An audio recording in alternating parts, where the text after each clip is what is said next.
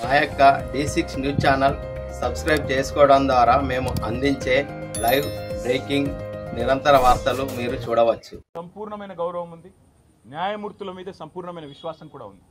ఇవాళ హైకోర్టులో మాకు తీర్పు కేవలం క్వాష్ పిటిషన్ కొట్టేసినారు. దానికే కొంతమంది ఎంత సంతోషపడిపోతున్నారంటే కాంగ్రెస్ వాళ్ళు ఏదో నాకు ఉరిశిక్ష చేసిండ్రు, లేదా నేరారోపణ అయిపోయింది, రుజువు అయిపోయింది, మొత్తం కేసే అయిపోయింది అని చెప్పి సంకలు గుద్దుకుంటా ఉన్నారు. ఆ సన్నాసులకు నేను చెప్పేది ఏంటంటే ఇది స్టార్టింగే, ఇప్పుడేం తాగమైతే ఎట్లా? మేము ఆల్రెడీ హైకోర్టులో ఏదైతే క్వాష్ పిటిషన్ కొట్టేసిండ్రో దాని మీద సుప్రీంకోర్టుకు పోయినాం. సుప్రీంకోర్టులో మ్యాటర్ ఉన్నది. ఇప్పుడు అది ఎప్పుడు వస్తుందో వస్తుంది. అది సుప్రీంకోర్టు ఎట్లా నడుస్తుందో ఆ పద్ధతి ప్రకారం 2 రోజుల్లోనో 3 రోజుల్లోనో వారం రోజుల్లోనో ఎప్పుడు వస్తుందో వస్తుంది. అక్కడ కూడా న్యాయ పోరాటం చేస్తాం.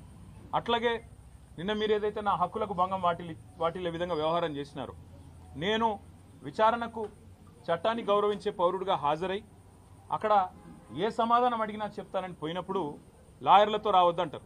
నేను చెప్పిన మీరు దొంగలు, ఎందుకంటే మీరు గిట్లనే చేసింది ఇదివరకు కూడా. పాపం మా పట్నం నరేందర్ రెడ్డి ఆయన ఇయ్యని స్టేట్మెంట్ ఇచ్చినట్టు బుకాయించి వెంటనే మీడియాలో లీకులు ఇచ్చే దౌర్భాగ్యులు మీరు.